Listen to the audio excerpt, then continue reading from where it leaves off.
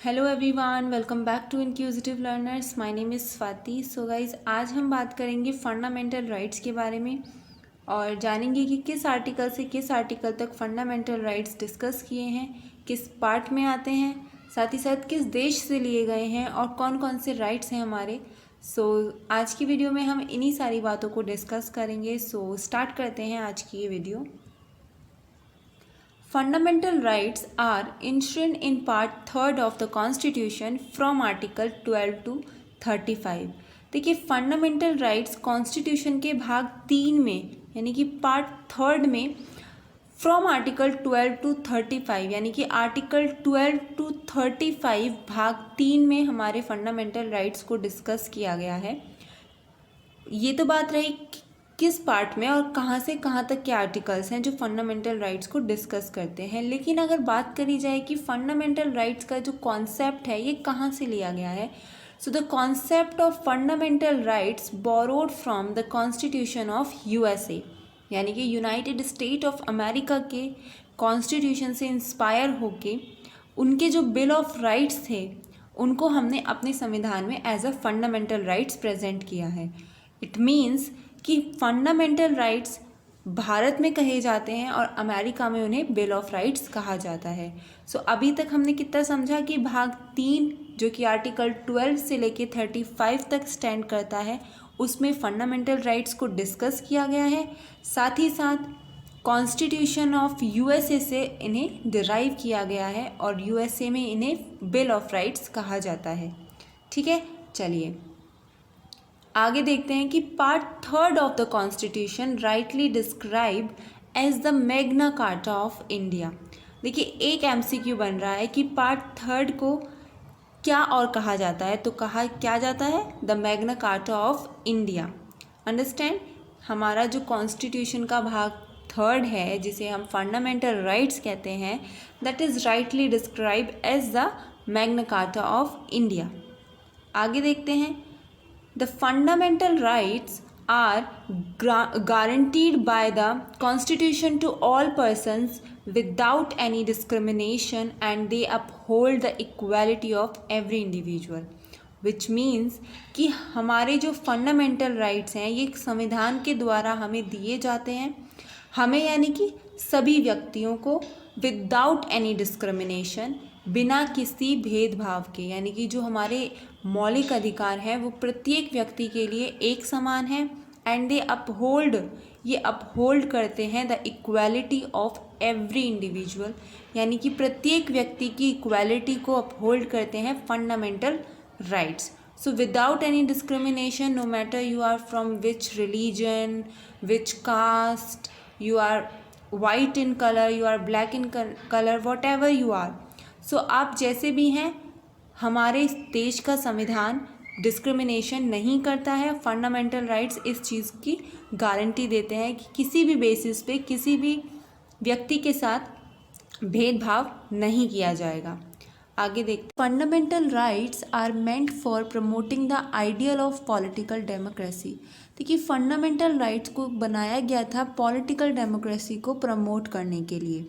Okay, and they prevent the establishment, और ये prevent करते हैं किसके एस्टेब्लिशमेंट को, authoritarian and despotic rule in the country, यानी कि हमारे देश में तानाशाही नहीं चल सकती। इस चीज़ को ध्यान में रखते हुए ये क्या करते हैं, ये प्रिवेंट करते हैं कि तानाशाही नहीं चलेगी इंडिया में। Okay, and protect the liberties and freedom of the people against the इन्वेशन by the state, और ये क्या करते हैं, ये प्रोटेक्ट करते हैं हमारी लिबर्टीज़ को, फ्रीडम्स को, हमारी यानी कि पीपल ऑफ इंडिया अगेंस्ट, किसके against, the इन्वेशन by the state. Is that clear? यानी कि ओवरऑल इसका मीनिंग ये है कि हमारी फ्रीडम और हमारी लिबर्टीज़ का ध्यान रखते हैं फंडामेंटल राइट्स, और किसी प्रकार की तानाशाही नहीं होगी इस देश में। इस चीज़ का क्या करते हैं, ये गारंटी देते हैं, क्या, फंडामेंटल राइट्स। ओके, क्योंकि आप सब जानते हैं India is a democratic country, यहाँ पे जो पूरा ये सरकार है ये जनता के द्वारा चलाई जाती है, यानी कि वी आर द पीपल जो सेलेक्ट करते हैं किसी भी गवर्नमेंट को, किसी भी पार्टी को, और फिर वो कार्य करती है। सो एक तरीके से कैसा है, लोकतांत्रिक देश है, यानी कि जनता की चलती है। तो India is a democratic country. तो किसी भी प्रकार का कोई भी तानाशाही, यानी कि डिस्पोटिक माने तानाशाही होता है, तो इस प्रकार का कोई भी ये ना चले इस देश में। इस चीज़ का कार्य कौन करते हैं, सेव करते हैं हमारे फंडामेंटल राइट्स। ओके, चलिए। Originally the constitution provided the 7 fundamental rights. देखिए, ओरिजिनली कॉन्स्टिट्यूशन में 7 फंडामेंटल राइट्स थे। एक बार देखते हैं कौन कौन से थे। Right to equality. देखिए, सबसे पहले बात करी जाती है इक्वालिटी की। राइट टू इक्वालिटी जो आर्टिकल 14 से लेके 18 तक डिस्कस किए जाते हैं, राइट। सेकंड बात करते हैं राइट टू फ्रीडम की। ओके, जो आर्टिकल 19 से लेके 22 तक बात करी जाती है। सो पहले कौन से हैं दो, right to equality and right to freedom, right. चलिए, नेक्स्ट है राइट अगेंस्ट एक्सप्लॉयटेशन, जिसमें हमारे 2 आर्टिकल हैं, article 23 and article 24। Okay, next है right to freedom of religion, यानी कि हर एक रिलीजन के व्यक्ति को ये फ्रीडम है कि वो अपने धर्म के अनुसार कार्य कर सकता है, अपने धर्म का प्रचार प्रसार कर सकता है, वॉट एवर जो उसका धर्म उसे अलाउ करता है वो उसके अकॉर्डिंग चल सकता है। और ये चीज़ कौन से आर्टिकल इंश्योर कराते हैं, article 25 and article 20, from article 25 to 28। Okay, चलिए आगे देखते हैं। Cultural and educational rights, 2 article हैं, आर्टिकल 29 एंड 30, जो क्या बात करते हैं, कल्चरल एंड एजुकेशनल राइट की। नेक्स्ट है right to property. This is property वाई और लगा लेना। इसमें सिर्फ एक आर्टिकल है, आर्टिकल 31। ये ओरिजिनली बात करी जा रही है कि जब ओरिजिनली कॉन्स्टिट्यूशन बना था तब कितने आर्टिकल्स थे। तो 6 नंबर पे था हमारा राइट टू प्रॉपर्टी, जो आर्टिकल 31 था। ओके, अभी मैंने आपने अगर नोटिस किया हो तो मैंने बोला है राइट टू प्रॉपर्टी था, तो वो मैं आगे बताऊंगी कि अब क्यों, अब क्या हो गया इसके साथ ऐसा, ठीक है।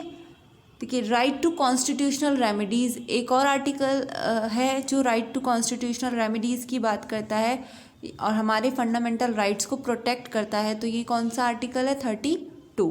देखिए, अभी मैंने आपको बताया था, मैंने राइट टू प्रॉपर्टी के लिए मैंने पास्ट टेंस यूज़ किया कि राइट टू प्रॉपर्टी था। वो मैंने इसलिए यूज़ किया क्योंकि आज की डेट में इसको हटा दिया गया, यानी कि हमारा जो राइट टू प्रॉपर्टी था आर्टिकल 31, उसको हटा के कहाँ कर दिया गया है, पार्ट 12 ऑफ द कॉन्स्टिट्यूशन में एज अ 300A, यानी कि आर्टिकल 300A अब राइट टू प्रॉपर्टी की बात करता है।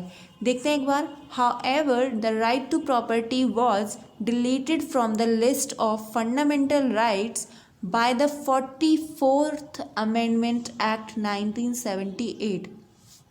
देखिए, ये कह रहा है कि राइट टू प्रॉपर्टी डिलीट कर दिया गया है from the list of fundamental rights.